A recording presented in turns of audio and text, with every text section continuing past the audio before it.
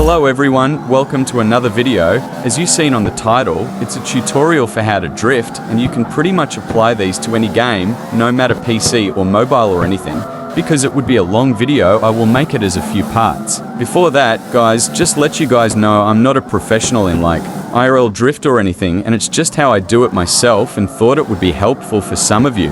Anyway, to be a good drifter, for the first thing, you need a good car with a good tune. So after this video, all of you guys will be able to apply the best tune in any game because I'm going to tell you what each setting does and what's the best. If you have any requests, suggestions or questions, I always read and do my best to answer all the comments. Well, if it wasn't a silly question like what's the game, and if you find my content any useful, a like and a sub will be appreciated. Hope you enjoy.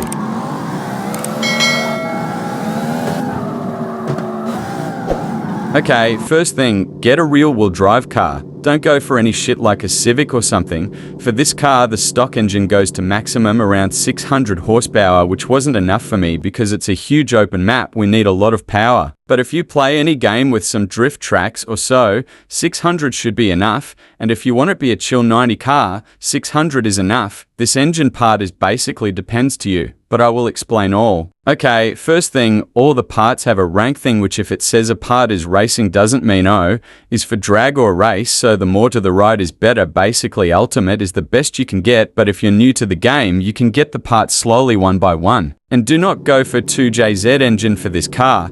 It doesn't perform good in this game, keep either stock or LSS V8, but be careful, some cars are way better with stock engine. And in order to have this part of the settings unlocked, you need to have to at least have parts on racing or better. Basically, the more these are, the more power you get. If the car is overpowered, you can lower these. So the first are not really important, but the torque settings are important. Basically, if as soon as you tap the gas, your RPM reaches the max. We don't want that, so you can help it by lowering these. Guys, again, for the gearbox, don't just go and swap the whole thing, because again, for some cars, the stock gearbox is better. The first option is very obvious. The less it is, the faster you can change gears. That's that. The final drive is basically changes your overall gearing. So the smaller you make it, the faster you need to change gears, and the opposite, I prefer it at near to 3. And guys, we don't want just a car to just get top speed, so don't kill the performance to get higher top speed, it's just wrong. And for example, if you think, oh, when I'm in gear 3 the RMP just hits the max,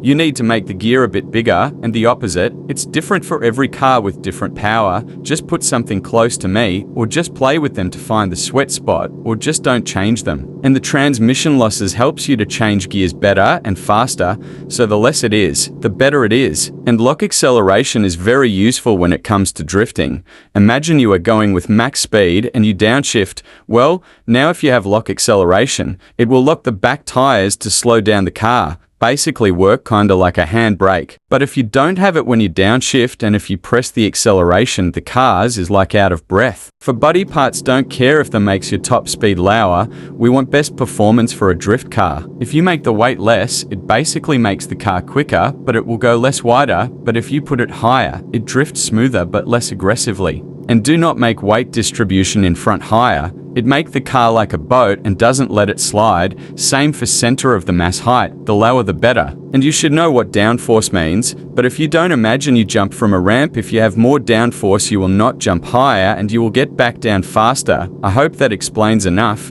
Well anyway, we don't need downforce for drifting. And make the air resistance less because it makes you more aerodynamic, which allows you to drift a little faster. Okay, for the spring section, the spring length simply makes it longer or shorter, which based on preference, but for the stiffness, when it's higher, car is more likely to drift. If you don't know what spring is, it's these. I personally have the front stiffness lower and the back higher, which makes me to get more angle. But again, if you thought, oh, I could really use some more grip on the back, then you come here and lower than the back stiffness. And let me explain this one like this. Imagine you jumped a little, but when you land, the car is bouncing left and right and you lost control. Well, more stabilizer helps that. Okay, more negative camber gives more grip, but not too much. Never put max camber, it lost a lot of performance, and positive camber give less grip. I have mine like that, you can copy me. caster angle is this. For the short cars I have it on like 7 or 8, but for longer cars I have it on 10. Ackerman angle basically locks the wheels to not oversteer.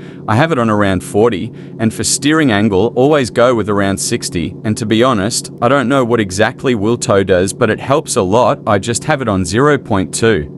And these just affect the suspension. I don't know how to explain them, but just keep the to a number close to what I have. The highest and lowest can be different for every car, and for the lats, one braking force makes the brakes stronger and the higher brake balance helps to get more angle while braking. For the tires, I like to go with the biggest rims as possible because the wider the tires is makes to have more traction with the ground, so can drift faster with that grip, and I prefer the front one a little smaller than the back rims. And for the tires, the thinner one gives less grip and the thicker one more. And I like the tire pressure on low because it gives more grip, which allows me to keep on better in the sharper bends. And guys, this is not my best ride, just want to show the performance. Anyway, hope it be useful because this video takes me hours to make, and I will upload the part 2 as soon as possible. Thanks for watching. Motherfucking grave, bitch. Chakras stay the same, and you know I never take shit. I don't talk about it, I just spit and let the bass it. You don't really wanna be the one to have to run up, turn and face it. You motherfucker really